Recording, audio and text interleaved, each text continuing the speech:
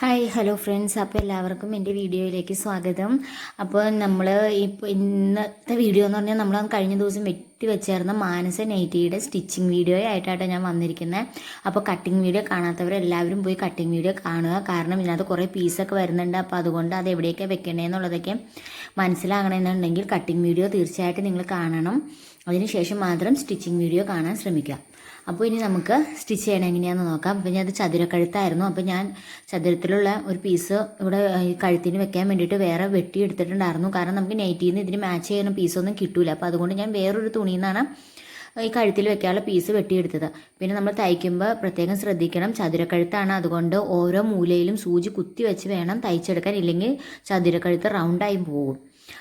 പിന്നെ നമ്മൾ ആ മൂല ഓരോന്നും കോർണർ വെട്ടി കൊടുക്കണം. അതിനുശേഷം വേണം മറിച്ചിടാൻ, ഇല്ലെങ്കിൽ നമുക്ക് മൂല കറക്റ്റായിട്ട് കിട്ടൂല. അപ്പോൾ ഈ രണ്ട് കാര്യങ്ങൾ നമ്മൾ ചതുരക്കഴുത്ത് തയ്ക്കുമ്പോൾ ശ്രദ്ധിക്കണം. ഇനി നമുക്ക് കഴുത്തൊന്ന് മറിച്ച് വെച്ച് ശരിക്കും ഒന്ന് വടിച്ച് കൊടുക്കാം വിരൽ വെച്ചിട്ട്. എങ്കിലാണ് നമുക്ക് തയ്ക്കുമ്പോൾ നല്ല ഫിനിഷിങ്ങിൽ കിട്ടുള്ളൂ. കണ്ട് മറിച്ചിട്ട് അടിക്കുമ്പോഴും നമ്മൾ ആ മൂലയിൽ ശരിക്കും സൂചി കുത്തി വെച്ചിട്ട് വേണം മറിച്ചടിക്കാനായിട്ട്. ഇല്ലെങ്കിൽ നമുക്കിടെ മൂല കറക്റ്റായിട്ട് കിട്ടൂല. വെട്ടിയിട്ട് കൊടുക്കുകയും വേണം, മറന്നു പോകരുത് ഈ രണ്ട് കാര്യം. അപ്പോൾ ഈ രണ്ട് കാര്യമാണ് നമ്മൾ ചതുരക്കഴുത്ത് തയ്ക്കുമ്പോൾ ശ്രദ്ധിക്കാനുള്ളത്. നമ്മുടെ കഴുത്ത് ഏകദേശം തയ്ച്ച് കഴിഞ്ഞിട്ടുണ്ട്. ഇനി നമുക്ക് ഇതിൻ്റെ അരികൊന്ന് മടക്കി അടിക്കാം. ഈ തുണിയുടെ അരികെ ഞാൻ നേരത്തെ മടക്കി അടിച്ചിട്ടില്ല, ഞാൻ കഴുത്തിനകത്ത് വെച്ച് അതിൻ്റെ ഒപ്പമാണ് മടക്കി അടിക്കുന്നത്. അപ്പോൾ നമുക്ക് പറയാം നല്ലൊരു ഫിനിഷിങ്ങും കിട്ടും. പിന്നെ നമുക്ക് ഫ്രണ്ട് കഴുത്ത് 2 പ്രാവശ്യം അടിക്കേണ്ട ആവശ്യവും വരില്ല. അപ്പോൾ ഇതുപോലെ ബാക്കിലോട്ട് വെച്ച് ഇതുപോലെ ഉള്ളിലേക്ക് മടക്കി നമുക്ക് ഈ കഴുത്ത് തയ്ച്ചെടുക്കാം.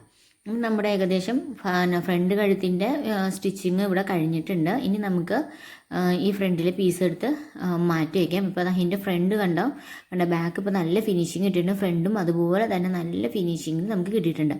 ഇനി നമുക്ക് തയ്ക്കാം. കൈയാണ് നമ്മളിനി തയ്ക്കാൻ പോകുന്നത്. കയ്യിൽ കുറേ പീസുകൾ നമുക്ക് യോജിപ്പിക്കാണ്ട്. ആദ്യം നമുക്ക് 2 പീസായിട്ടാണ് കൈ കിട്ടിയേക്കണം. കാരണം 3/4 കൈയാണ്. അപ്പോൾ ആ 2 പീസും ഒന്നിച്ച് വെച്ചൊന്ന് യോജിപ്പിച്ച് കൊടുക്കാൻ കണ്ടോ. യോജിപ്പിച്ചിട്ട് ഇനി മോളിക്കോട് ഒന്ന് പതിച്ചടിച്ച് കൊടുക്കാം. ഇതുപോലെയാണ് ഇപ്പോൾ നമ്മുടെ കൈ കിട്ടിയേക്കണം. ഇനിയാണ് നമ്മൾ കൈ ശ്രദ്ധിക്കേണ്ടത്. കാരണം നമ്മുടെ കൈക്ക് ഇതുപോലെ ചെറിയ ഗ്യാപ്പ് 2 സൈഡിലും ഉണ്ട്. അപ്പോൾ ഈ 2 സൈഡിലും വെക്കാനുള്ള പീസ് നമുക്ക് വേണം. അപ്പോൾ അത് എവിടെ നിന്ന് കിട്ടണമെന്ന് നമുക്ക് നോക്കാം. നമ്മുടെ കൈക്ക് ഇറക്കവും കുറവാണ്. നമ്മുടെ കൈക്ക് 16 ഇഞ്ച് ഇറക്കം വേണം. 13 ഇഞ്ചാണ് നമുക്ക് കിട്ടിയിട്ടുള്ളൂ. അപ്പോൾ ഈ ക്ലോത്തിൽ നിന്നാണ് നമ്മൾ ബാക്കിയുള്ള ഇറക്കം എടുക്കുന്നത്. അപ്പോൾ നമ്മുടെ കൈക്ക് വണ്ണം 14 ഇഞ്ചാണ് വേണ്ടത്. ഇത് 14 ഇഞ്ചിൽ കൂടുതൽ നമുക്കിത് ഈ പീസിൽ ലെങ്ത് ഉണ്ട്. അപ്പോൾ ഇതിനകത്തുനിന്ന് 2 സൈഡിലും ഒരു കോൺ പോലെ ഇരിക്കുന്ന 2 ഭാഗങ്ങളുണ്ട്. ആ 2 ഭാഗം നമുക്ക് വെട്ടിയെടുക്കാം. അപ്പോൾ അതിന് മുമ്പായിട്ട് നമ്മുടെ കൈ വെച്ച് കൊടുക്കുന്നുണ്ട്. നമ്മുടെ കൈ ഈ പീസിൽ വെച്ച് കൊടുത്തപ്പോൾ ഇത്രയും ഭാഗം അധികമാണ്. അപ്പോൾ ആ അധികമായിട്ടുള്ള 2 പീസ് നമ്മൾ വെട്ടി മാറ്റിയിട്ടുണ്ട്. ഈ പീസാണ് ഇനി നമ്മൾ ഈ കൈയുടെ സൈഡിലുള്ള ഇതുണ്ടോ ഈ ഭാഗത്ത് വെച്ച് കൊടുക്കാൻ പോകുന്നത്. അപ്പോൾ ഇത് നല്ല വൃത്തിയിൽ വെച്ച് കൊടുക്കണം. കാരണം ഏത് രീതിയിൽ വെക്കുമ്പോഴാണ് നല്ല ഫിനിഷിങ് കിട്ടുന്നതെന്ന് നമ്മൾ ആദ്യം ചുമ്മാ വെച്ച് നോക്കണം. അതിനുശേഷം വേണം ഇതിനകത്ത് വെച്ച് തയ്ച്ചു കൊടുക്കാൻ. കണ്ടോ ഇപ്പോൾ ഇങ്ങനെ വെക്കുമ്പോൾ വലിയ വൃത്തികേടൊന്നുമില്ല, നല്ല രീതിയിൽ തന്നെ കിട്ടിയിട്ടുണ്ട്. ഇനി നിങ്ങൾക്ക് ഇങ്ങനെ തന്നെ വെച്ച് അടിക്കാൻ ബുദ്ധിമുട്ടാണെങ്കിൽ ആ പീസിൻ്റെ 2 സൈഡ് മടക്കി അടിച്ചതിന് ശേഷം നമുക്ക് ഇതിനകത്തേക്ക് വെച്ച് കൊടുക്കാം. ഞാൻ ഇപ്പോൾ ഇതിനകത്ത് വെച്ച് കൊടുത്തിട്ടാണ് 2 സൈഡും മടക്കി അടിച്ചിട്ടുള്ളത്. അപ്പോൾ അത് നമ്മൾ ശ്രദ്ധിക്കണം. 3/4 കൈ തയ്ച്ചിട്ടുള്ള ആൾക്കാരാണെങ്കിൽ, പീസ് വെച്ച് തയ്ച്ചിട്ടുള്ള ആൾക്കാർക്കാണെങ്കിൽ ഇത് ഞാൻ പറയുമ്പോൾ തന്നെ പെട്ടെന്ന് നിങ്ങൾക്ക് മനസ്സിലാകും. അല്ലാത്തവരാണെങ്കിൽ വീഡിയോ 1-2 പ്രാവശ്യം ഒന്ന് കണ്ടതിന് ശേഷം മാത്രമേ തയ്ക്കാൻ പാടുള്ളൂ. പിന്നെ 3/4 കൈ ആയതുകൊണ്ട് മാത്രമാട്ടോ ഇതുപോലെ ചെറിയ ഗ്യാപ്പൊക്കെ വന്നേക്കുന്നത്. നമ്മുടെ ചെറിയ കൈയൊക്കെ ആണെങ്കിൽ ഈ ഗ്യാപ്പൊന്നും വരില്ല. അതുപോലെ 13 ഇഞ്ച് വരെ നമുക്ക് ഏകദേശം ഇതിനകത്തുനിന്ന് കിട്ടും. അപ്പോഴും ഇതുപോലത്തെ ഗ്യാപ്പൊന്നും നമുക്ക് വരില്ല. ഇതിപ്പോൾ 16 ഇഞ്ച് ഉള്ളതുകൊണ്ടാണ് നമുക്ക് ഇത്രയും ഗ്യാപ്പ് വന്നേക്കണം. അപ്പോൾ ഒരു സൈഡ് നമ്മൾ അടിച്ചു കഴിഞ്ഞു. നമുക്കിനി മറ്റേ സൈഡും കൂടി നമുക്കൊന്ന് അടിച്ച് ഫിനിഷ് ചെയ്തെടുക്കാം. അപ്പം 2 സൈഡും നമ്മൾ അടിച്ച് കഴിഞ്ഞിട്ടുണ്ട്. ഇനി നമുക്ക് ഇതിൻ്റെ ബാക്കിൽ പീസ് ഒന്ന് ഇനി നമുക്കിതിൻ്റെ ഫ്രണ്ടിൽ നമുക്കൊരു പീസും കൂടി വെച്ച് യോജിപ്പിക്കാണ്ട് 3 ഇഞ്ച് വീതിയിലുള്ള വീതിയുള്ള ഒരു പീസ് കൂടി നമുക്ക് ഇതിനകത്ത് വെച്ച് യോജിപ്പിക്കാണ്ട് ആ പീസും കൂടി നമുക്ക് ഇതിനകത്ത് വെച്ച് യോജിപ്പിച്ച് കഴിഞ്ഞാൽ നമ്മുടെ കൈ ഏകദേശം പൂർത്തിയായിട്ടുണ്ട്. അപ്പോൾ ഇനി ഈ പീസാണ് നമ്മളിനി മുകളിൽ വെച്ച് യോജിപ്പിക്കാൻ പോകുന്നത്. അതിപ്പോൾ നമ്മൾ സാധാ കൈക്കൊക്കെ വെച്ച് യോജിപ്പിക്കുമ്പോഴുള്ള അതിനകത്ത് പ്രത്യേകിച്ചൊന്നുമില്ല. ഇത് വെച്ച് യോജിപ്പിച്ചതിന് ശേഷം നമ്മൾ മറച്ച് വെച്ച് മേൽക്കാണിയും കൂടി അടിക്കണം. അപ്പോഴാണ് കൈക്കൊരു ഫിനിഷിങ് കിട്ടുള്ളൂ. അതിനുശേഷം നമുക്ക് സാധാ കൈ അടിക്കുമ്പോൾ തന്നെ ചെറിയ രീതിയിൽ കൈ ഒന്ന് മടക്കി അടിച്ച് കൊടുക്കാം. അതും 2 അടിപ്പ് നമ്മൾ അടിക്കണം. കണ്ടോ, ഇതുപോലെ ഇതൊരു 4 ഇഞ്ച് മതി കേട്ടോ. ഒത്തിരി, കാരണം കൈക്ക് ഒന്നാമത് ഇറക്കം കുറവാണ്. അപ്പോൾ അതുകൊണ്ട് നമ്മൾ ഒത്തിരി വീതിയിലൊക്കെ അടിച്ച് കഴിഞ്ഞിട്ടുണ്ടെങ്കിൽ നമ്മുടെ കൈക്ക് നീളം കുറഞ്ഞു പോകും. പിന്നെ മോഡൽ കൈയൊക്കെ വെച്ച് ചെറുപ്പക്കാരൊക്കെ ആണെങ്കിൽ നമുക്ക് അവിടെ വേറെ പീസോ പൈപ്പിങ്ങോ കാര്യങ്ങൾ അങ്ങനെ എന്തെങ്കിലുമൊക്കെ വെച്ച് കൊടുത്ത് ആ കൈ കുറച്ചും കൂടി ഭംഗിയാക്കി എടുക്കാൻ പറ്റും കേട്ടോ. അതിന് മാച്ച് ചെയ്യണ വേറെ ഏതെങ്കിലും കളറൊക്കെ വെച്ച് കൊടുത്ത് നമുക്ക് അത് കുറച്ചും കൂടി ഭംഗിയിൽ എടുക്കാൻ പറ്റും. ഇതിപ്പോൾ ഞാൻ അങ്ങനെയൊന്നും ചെയ്യുന്നില്ല. ഇനി നമുക്ക് ഈ ബോഡി പാർട്ടിൽ ഇപ്പോൾ നമ്മൾ മോൾ ഭാഗമാണ് അടിച്ചത്. ഇനി സ്കേർട്ട് ഭാഗമുണ്ട്. സ്കേർട്ട് ഭാഗത്തേക്ക് നമ്മുടെ ബോഡി പാർട്ട്, അതായത് മോൾ ഭാഗം നമുക്ക് എങ്ങനെ യോജിപ്പിക്കാം എന്ന് നോക്കാം. ആദ്യം ഇതുപോലെ നമ്മുടെ അടിയിൽ സ്കേർട്ട് പോർഷൻ എടുത്ത് വെച്ചതിന് ശേഷം ബോഡി പാർട്ട് ഇതുപോലെ മുകളിൽ വെച്ച് കൊടുക്കണം. അതിനുശേഷം ഞെറിവിടുന്ന ഭാഗം എത്രയാണെന്ന് വെച്ചാൽ അത് അടയാളപ്പെടുത്തണം. ഏകദേശം ഒരു 8 ഇഞ്ചൊക്കെ ആയിരിക്കും നമുക്ക് ഞെറിവിട്ട് കൊടുക്കേണ്ട വരിക. അതായത് സെൻറ്ററിൽ നിന്ന് 4 ഇഞ്ച് വെച്ച് അപ്പുറത്തേക്കും ഇപ്പുറത്തേക്കും 4 ഇഞ്ച് വെച്ച്, അങ്ങനെ മൊത്തം 8 ഇഞ്ച്. ഇനിയിപ്പോൾ അതിൽ കൂടുതൽ വരുവാണെങ്കിൽ നമ്മൾ മോൾ ഭാഗം വെച്ച് യോജിപ്പിക്കുന്ന സമയത്ത് വേണം അവിടെ നെറിവിട്ട് കൊടുക്കാനായിട്ട്. അപ്പോൾ നമുക്ക് നെറിവിട്ട് കഴിഞ്ഞിട്ടുണ്ട്. ഇനി നമുക്ക് ഈ ബോഡി പാർട്ട് ഒന്നും കൂടി സ്കേർട്ട് പീസിൽ വെച്ച് യോജിപ്പിച്ച് നോക്കാം എന്തോരത്തിൻ്റെ കുറവുണ്ട് എന്നൊക്കെ. എനിക്കൊരു 2 പ്ലീറ്റിൻ്റെയും കൂടിയും കുറവ് വന്നിട്ടുണ്ട്. അതായത് സ്കേർട്ട് പീസിൽ 2 പ്ലീറ്റും കൂടി ഇടാനുള്ള സ്പേസ് വന്നിട്ടുണ്ട് ബോഡി പാർട്ടിനേക്കാളും. അപ്പോൾ ഇനി ഞാനത് തയ്ച്ച് കൊടുക്കും, ബോഡി പാർട്ട് വെച്ച് തയ്ച്ച് കൊടുക്കുമ്പോഴാട്ടോ ഞാൻ നെറിവിട്ട് കൊടുക്കുന്നത്. കണ്ടോ, ഇതുപോലെ ഞെറിവിട്ട് നമുക്ക് കൊടുത്തേക്കാം. നിങ്ങൾക്ക് ഇതുപോലെ ഞെറിവിട്ട് ഫിനിഷ് ചെയ്യാൻ പറ്റും എന്നുള്ളവർക്കാണെങ്കിൽ ആദ്യം തന്നെ ഞെറിവിട്ട് വെക്കേണ്ട ആവശ്യമൊന്നുമില്ല. നമ്മൾ ബോഡി പാർട്ട് സ്കേർട്ട് പീസിലേക്ക് യോജിപ്പിക്കുന്ന സമയത്ത് ഞെറിവിട്ട് നമ്മൾ കൊടുത്താലും മതി. അല്ലാത്തവർക്കാണെങ്കിൽ, സംശയമുള്ളവർക്കാണെങ്കിൽ അത് ഞെറിവിട്ട് വയ്ക്കാം. അല്ലാത്തവർ ഇതുപോലെ തയ്ച്ചാലും മതി. ഇനി ഇതുപോലെ നമുക്കൊന്ന് ഫുള്ള് തയ്ച്ചെടുക്കാം. എനിക്ക് 2 സൈഡിലും ഓരോ നെറിവ് വീതം കുറവായിരുന്നു. അപ്പോൾ ഞാൻ ഓരോ നെറിവ് വീതം 2 സൈഡിലും ഇട്ട് കൊടുത്തിട്ടുണ്ട്. അപ്പോൾ എൻ്റെ ബോഡി പാർട്ടും സ്കേർട്ട് പാർട്ടും ഒപ്പത്തിനൊപ്പം എനിക്ക് കിട്ടിയിട്ടുണ്ട് കേട്ടോ. ഇനി നമുക്കിത് തയ്ച്ചൊന്ന് ഫിനിഷ് ചെയ്തെടുക്കാം. ഇനി നമ്മളിത് നിവർത്തി വെച്ചിട്ട് നമുക്കിതിൻ്റെ മുകളിൽ കൂടെ ഒരു മേൽക്കാണി അടിക്കണം. മേൽക്കാണി അടിക്കുന്നതിന് മുമ്പ് ശ്രദ്ധിക്കണം, തയ്യൽ തുമ്പ് ഇതുപോലെ മുകളിലോട്ട് വെച്ചിട്ട് വേണം നമ്മൾ മേൽക്കാണി അടിക്കാനായിട്ട്. ഒരിക്കലും കീപ്പോട്ടേക്ക് തയ്യത്തുമ്പ് വെച്ച് നമ്മൾ അടിക്കരുത്. മുകളിലേക്ക് വെച്ചിട്ട് ഇതുപോലെ വെച്ച് ഒരു മേൽക്കാണി അടിച്ച് കൊടുക്കണം. ഇല്ലെങ്കിൽ നമ്മുടെ സ്റ്റിച്ച് പെട്ടെന്ന് വിട്ടുപോകും. ഇങ്ങനെ വെച്ച് നമ്മൾ തയ്ക്കുകയാണെങ്കിൽ സ്റ്റിച്ച് വിട്ടുപോകില്ല. ഇത് അടിച്ചതിന് ശേഷം ഇതിൻ്റെ മുകളിൽ കൂടെ ഒരു തയ്യലും കൂടി ഉണ്ട് കേട്ടോ. ആ ഫൂട്ടറിൻ്റെ ഒരു അളവും കൂടി, അതായത് ആ ഫൂട്ടറിൻ്റെ ഒരു ചെറിയ ഒരു 4 ഇഞ്ചും കൂടി മുകളിലേക്ക് വെച്ചിട്ട് ഇതുപോലെ ഒരു അടിപ്പും കൂടി നമ്മൾ അടിക്കണം. എന്നാലാണ് ഇത് ഭംഗിയാവുള്ളൂ. മാനസനേറ്റിക്ക് നമ്മൾ ഉറപ്പായിട്ടും ഇതുപോലെ 2 അടിപ്പ് അടിക്കണം. മറന്നു പോകരുത്, നമ്മൾ ബെറ്റിക്കോട്ടിനൊക്കെ അടിക്കും പോലെ തന്നെ. ഇനി നമ്മൾ ഫ്രണ്ട് പീസിനുള്ള പടിക്കുള്ള പാർട്ടാട്ടോ ഇത്. അതായത് നമ്മൾ പടി വെട്ടിയിട്ടില്ലായിരുന്നു. നമ്മൾ എടുത്തു വെച്ചായിരുന്നു നേരത്തെ നമ്മളെ കൈക്ക് യോജിപ്പിച്ച പീസിന് ബാലൻസ് വന്നേക്കണേ കേട്ടോ ഈ ക്ലോത്ത്. ഇത് രണ്ടും കൂടി നമ്മൾ യോജിപ്പിച്ച് ഇപ്പോൾ പടി വയ്ക്കാൻ പോകുന്നത്. അപ്പം ഇത് ഏകദേശം ഒരു 10 ഇഞ്ച് അളവുണ്ട്. നമുക്കൊരു തയ്ച്ചൊക്കെ വരുമ്പോൾ ഒരു 7 ഇഞ്ചൊക്കെ മതി.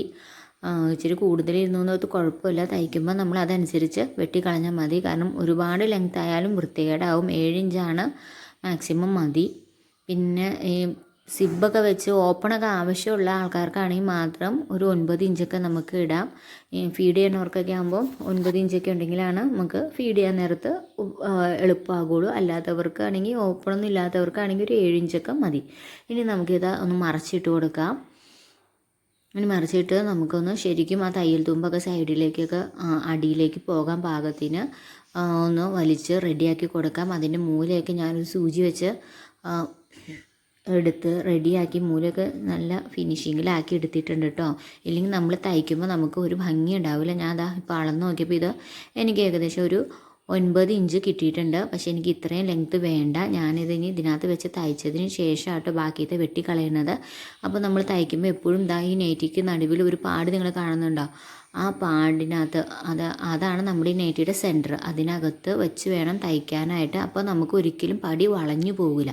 ചില ആളുകളൊക്കെ തയ്ക്കുമ്പോൾ പടി വളഞ്ഞു പോകുന്നത് കാണാറുണ്ട്. പിന്നെ ഞെറിവുള്ളത് കൊണ്ട് തന്നെ ഞെറിവ് അതിനകത്ത് കയറി പോകാത്ത രീതിയിൽ ഞെറിവ് താഴേക്ക് വലിച്ചു വെച്ചിട്ട് വേണം നമ്മൾ പടി തയ്ച്ചു കൊടുക്കാനായിട്ട്. ഇല്ലെങ്കിൽ ഞെറിവ് അതിനിടയ്ക്ക് കയറിയിട്ട് ഫ്രണ്ട് ഭയങ്കര വൃത്തികേടായിട്ട് മാറാനുള്ള സാധ്യതയുണ്ട്.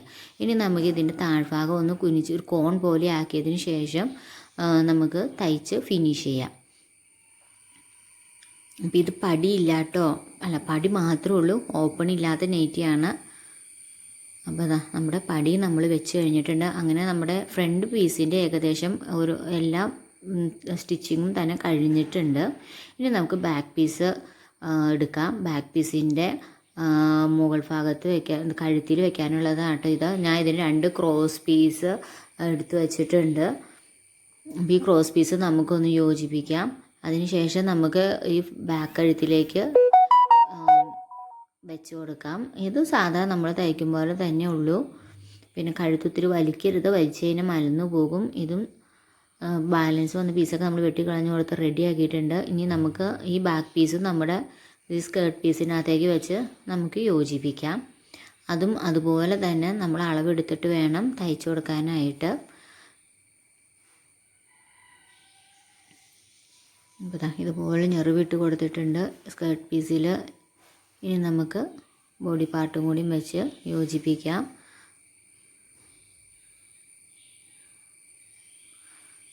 സ്കേർട്ടിൻ്റെ നല്ല ഭാഗത്ത് ബോഡി പാർട്ടിൻ്റെ നല്ല ഭാഗം അകത്തേക്കും പോകാൻ ഭാഗത്തിന് വെച്ചാലാട്ടോ നമുക്ക് നേരായ രീതിയിൽ കിട്ടുള്ളൂ. ഞാൻ വെക്കുന്നത് നിങ്ങൾക്ക് കാണാൻ പറ്റുന്നുണ്ടെന്ന് എനിക്ക് തോന്നുന്നു. അതുകൊണ്ടായിട്ട് ഞാൻ പിന്നെ അത് എടുത്ത് പറയാതിരുന്നത്. അപ്പോൾ ഇപ്പോൾ 2 പാർട്ടും നമ്മൾ തയ്ച്ച് കഴിഞ്ഞിട്ടുണ്ട്. ഇനി നമുക്ക് ഫ്രണ്ട് പീസും ബാക്ക് പീസും കൂടി യോജിപ്പിക്കാം.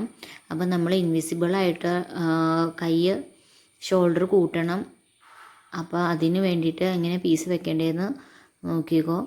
അപ്പോൾ ഇതുപോലെ ബാക്ക് പീസിൻ്റെ നമ്മൾ ആ പതിച്ചടിച്ചിട്ടില്ല, മറച്ചടിച്ചിട്ടില്ല. അപ്പോൾ അതുകൊണ്ട് ആ പീസ് ഇതുപോലെ ഫ്രണ്ട് പീസിൻ്റെ നെക്കിൻ്റെ മുകളിലേക്ക്, കഴുത്തിന് മുകളിലേക്ക് ഇതുപോലെ വെച്ചിട്ട് നമ്മൾ അടിക്കുവാണെങ്കിൽ നമുക്ക് ഇൻവിസിബിൾ ആയിട്ടുള്ള ഷോൾഡർ കിട്ടും കേട്ടോ. അപ്പോൾ ഷോൾഡറിൻ്റെ തയ്യൽ തുമ്പ് ഒന്നും പുറത്തേക്ക് കാണില്ല.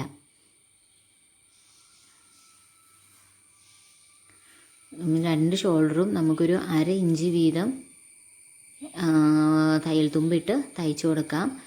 ഷോൾഡർ അടിക്കുമ്പോൾ 2 സ്റ്റിച്ച് അടിക്കണം. അത് മാത്രമല്ല കെട്ടിട്ട് അടിക്കണം. ഇല്ലെങ്കിൽ ഷോൾഡർ പെട്ടെന്ന് സ്റ്റിച്ച് വിട്ടു പോരാനുള്ള സാധ്യതയുണ്ട്. അപ്പോൾ നമ്മൾ 2 സ്റ്റിച്ച് ചെയ്ത് അടിക്കണം.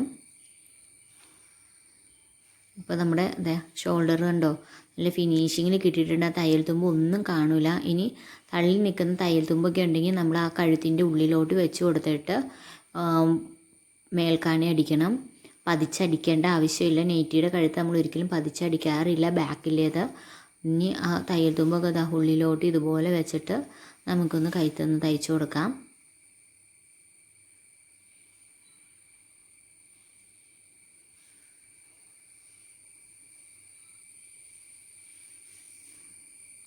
അപ്പോൾ നമ്മുടെ ബാക്ക് കഴുത്തും തയ്ച്ച് കഴിഞ്ഞിട്ടുണ്ട്. അപ്പോൾ നമ്മുടെ ബോഡി പാർട്ടിൽ നമ്മൾ ഫ്രണ്ട് പീസും ബാക്ക് പീസും എല്ലാം വെച്ച് യോജിപ്പിച്ചു. ഇനി നമുക്ക് കൈയാണ് ഇതിനകത്ത് അറ്റാച്ച് ചെയ്യാനുള്ളത്.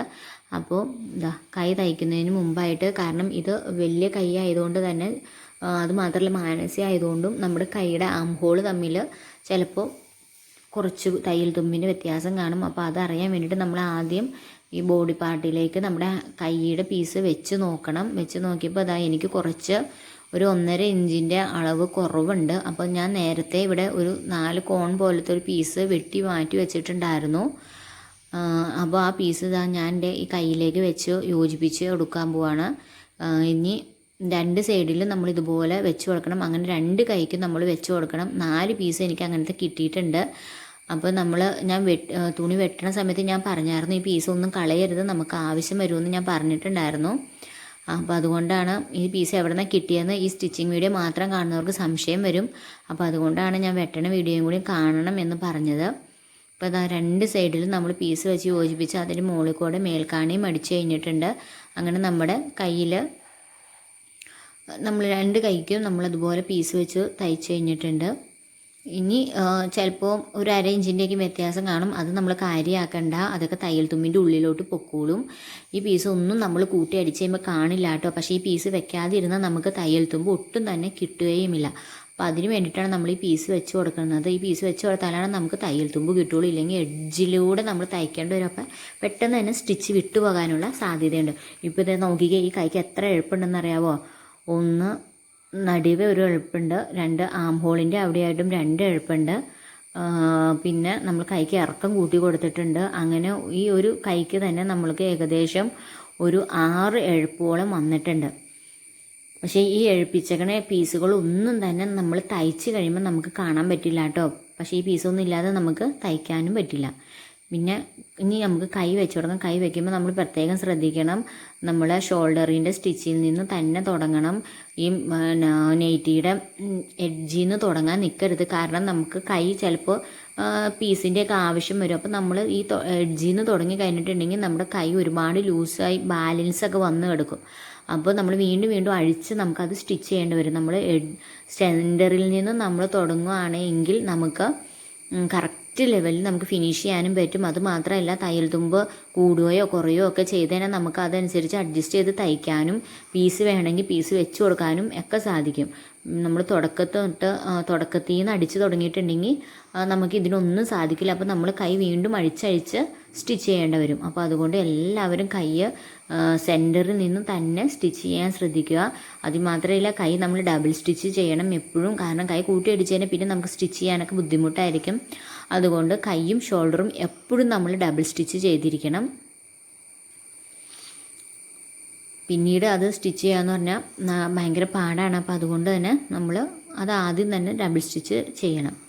അപ്പം നമ്മുടെ കൈ ഇപ്പോൾ ഏകദേശം തയ്ച്ച് കഴിഞ്ഞിട്ടുണ്ട്. ഇനി നമുക്ക് സൈഡ് കൂട്ടി അടിക്കാം. സൈഡ് കൂട്ടി അടിക്കുമ്പോൾ ഇതുപോലെ പിടിച്ചു കൊടുക്കണം. കണ്ടോ, മുകളിൽ നിന്നും നമ്മുടെ തയ്യൽ തുമ്പുകൾ ഇതുപോലെ യോജിപ്പിച്ച് കൊടുക്കുകയാണ് എങ്കിൽ നമുക്ക് ഈ തുണിക്ക് വല്ല കയറ്റിറക്കോ അങ്ങനെ എന്തെങ്കിലുമൊക്കെ ഉണ്ടെങ്കിൽ അറിയാൻ പറ്റും. നമ്മൾ ഒറ്റയടിക്ക് ഇതൊന്നും നോക്കാണ്ട് ചുമ്മാ തയ്ച്ച് കഴിഞ്ഞാൽ ചിലപ്പോൾ നമ്മുടെ ആ ആം ഹോളിൻ്റെ അവിടെയൊക്കെ വരുമ്പോൾ നമുക്ക് തയ്യൽ തുമ്പ് കയറിയും ഇറങ്ങിയൊക്കെ പോകാനുള്ള സാധ്യതയുണ്ട്. നമ്മൾ ഇതുപോലെ പിടിച്ച് വെച്ചിട്ട് ഒന്ന് സ്റ്റിച്ച് ചെയ്യുകയാണെങ്കിൽ ആ ബുദ്ധിമുട്ടൊക്കെ നമുക്ക് ഒഴിവാക്കാനായിട്ട് സാധിക്കുന്നതാണ്. അപ്പം നമുക്കിനി ഇത് സ്റ്റിച്ച് 2 സൈഡും ഒന്ന് സ്റ്റിച്ച് ചെയ്തെടുക്കാം.